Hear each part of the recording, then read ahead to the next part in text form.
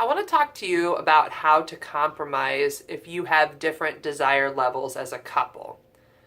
So, sex is something that's very different for each person. Some people's desire could be as frequent as once a day.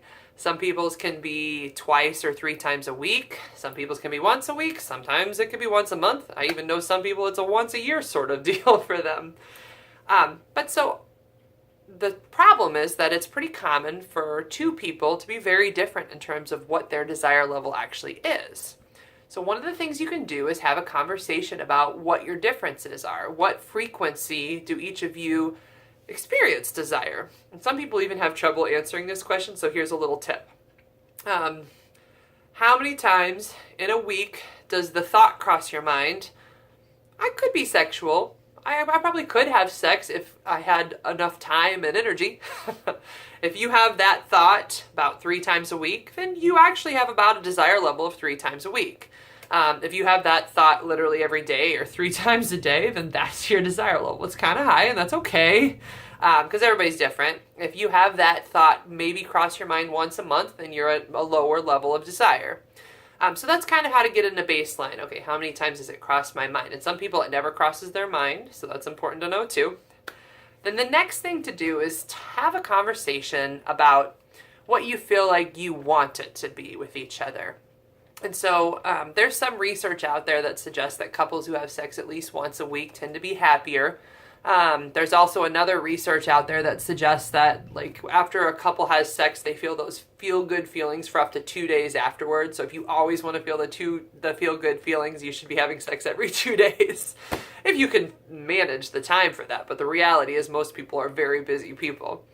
So with all that being said, somewhere in the range of 1 to 2 times a week is usually what couples will put out there as their compromise for how much they're trying to commit to sex with each other. But what does that compromise actually look like?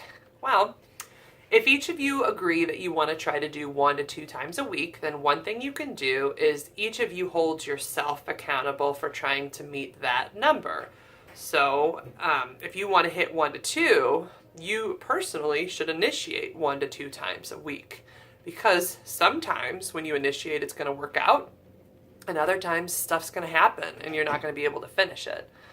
So thinking with that in mind, then what you can do is if both of you are intentionally holding yourself accountable and initiating sex 1 to 2 times a week, you're more likely to hit your compromise of 1 to 2 times a week than if only one of you does it one week or one of you does it the other week, or you expect one person to initiate all the time.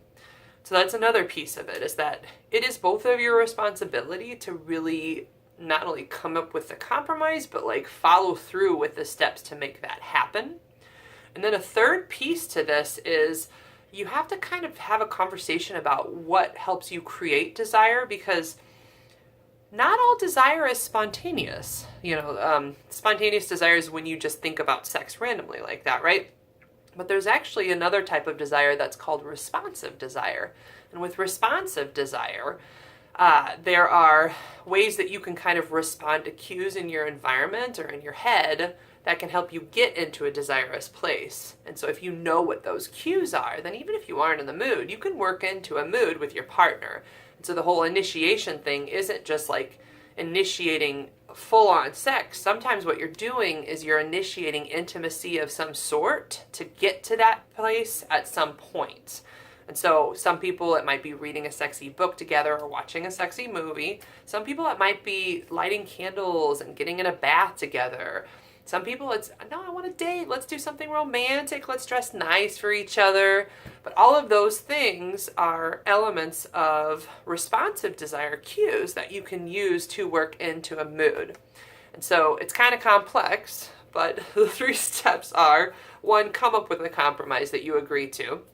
2, both of you take personal responsibility by initiating with your partner at the frequency that you're trying to accomplish. And then 3, learn about your sexual cues and communicate them to your partner so that you guys can then intentionally do things to create that desire so that you could have a more regular frequency of sex. Thank you. You can visit me at www.therapistsinstlouis.com.